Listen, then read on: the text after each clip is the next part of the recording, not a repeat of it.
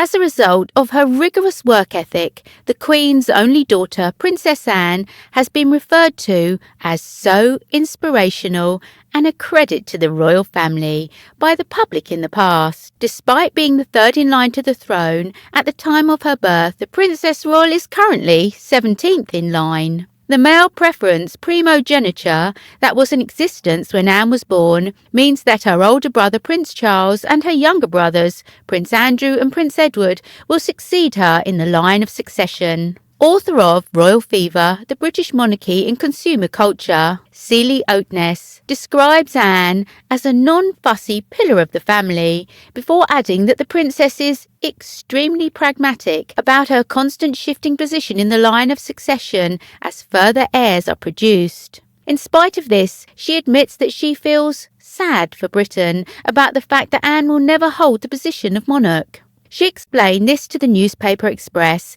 in the United Kingdom by saying that this is because the Princess Royal is a stalwart member of the royal family, and that she follows in her mother's footsteps in terms of her dedication to duty. She is extremely pragmatic about, continually getting bumped in the line of succession, Miss Oatness said to the site. And she realistically probably knew she would never probably be a monarch anyway, because Charles has got the same longevity genes as everyone else in the family. But I'm sort of sad about that for Britain, the author writes. It's so ironic, this whole primogeniture thing, where the first female to be actually allowed to be in the line of succession where she belongs is Princess Charlotte, right? It's so gobsmacking, because who has been the longest reigning monarch since 1837 in this family? It's been Queen Victoria and Queen Elizabeth II. Anyway, that rule has been corrected, but it was corrected for Charlotte and not for Anne, and we, the country, might have benefited greatly if it had been corrected for her. Miss Oatness also brings up the fact that the Queen's only daughter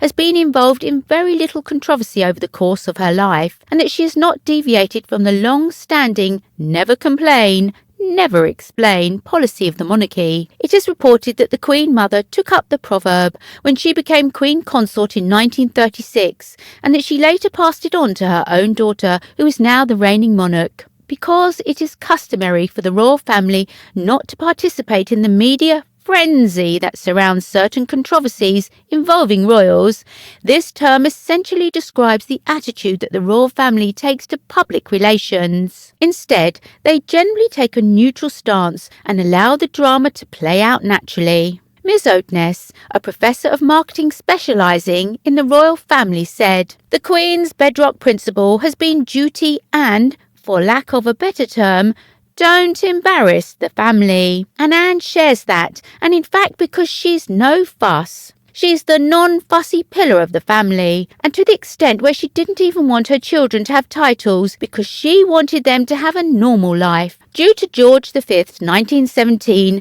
letters patent, only the children and grandchildren of the monarch through the male line are automatically given the title of prince or princess. This means that despite being in line to the throne, neither of Anne's children have an honorary title equivalent to those of Prince Harry or Prince William. However, Princess Anne was offered the chance to give her children, Peter Phillips and Zara Tindall, the title, but she declined. Speaking to Vanity Fair, she defended her decision, saying she believed they were better off. She told the magazine, "I think it was probably easier for them, and I think most people would argue that there are downsides to having titles.